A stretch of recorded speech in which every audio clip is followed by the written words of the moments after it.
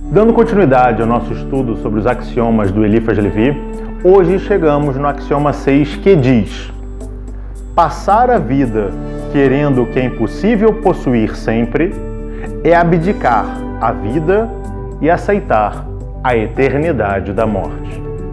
Complexo, estranho, difícil até de a gente extrair determinadas coisas num primeiro momento, mas você vai ver nesse programa que nós podemos tirar vários ensinamentos para a vida aqui.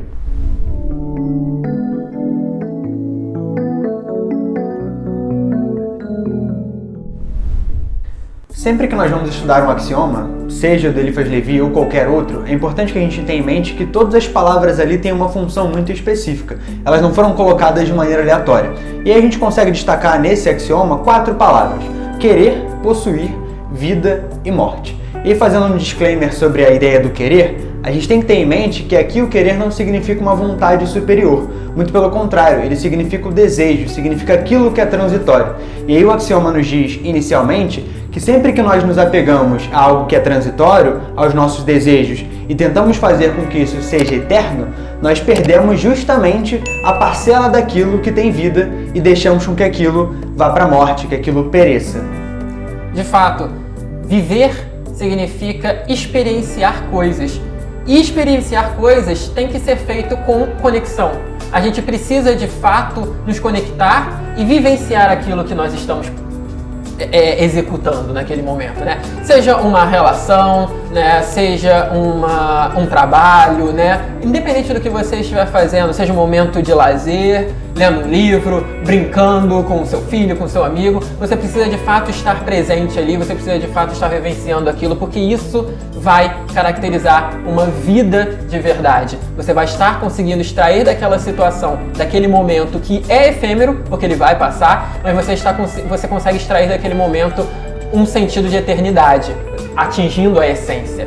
Quando a gente pensa dentro do axioma que querer possuir aquilo que é impossível possuir sempre, a gente traz tanto a ideia que o João disse do querer como desejo, mas também a ideia de posse. Por quê? Se nós vivermos a nossa vida, vivermos entre muitas aspas, buscando apenas saciar os nossos desejos, nós vamos estar apenas tentando conquistar coisas que são ilusórias. Vivemos na materialidade, convivemos com a ilusão, interagimos com a ilusão e precisamos da ilusão, mas a nossa vida não pode se pautar nisso. Não podemos fazer com que a nossa razão de existir seja apenas nos saciar, seja apenas nos aliviar dos nossos desejos, porque isso nunca será possível. Desejos são insaciáveis por natureza, e mesmo que você consiga conquistar aquele objeto do seu desejo, ou seja, possuí-lo, aquilo não será real. Por quê? Porque é efêmero, é ilusório. Mesmo que exista uma verdade ali, você não se conecta com ela, você só se conecta com a ilusão, só com o invólucro, e você só se relaciona com isso. Então a gente vive uma existência, né? A gente sobrevive numa existência onde a gente apenas acumula coisas. Eu tenho um emprego, eu tenho um relacionamento, eu tenho amigos, mas será que eu tenho de verdade essas coisas? Porque eu me relaciono verdadeiramente com o que há de essencial nessas coisas, ou eu simplesmente acumulo elas num frenesi alucinado de não querer perdê-las? Um ponto que a gente vai trazer, que o axioma destaca pra gente, ao contrário senso, ou seja, ele diz uma coisa, mas o contrário dele também nos diz determinadas coisas.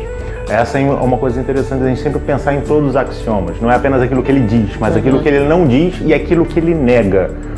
Quando você pensa, eu vou possuir aquilo que é transitório, porque você só pode possuir coisas transitórias.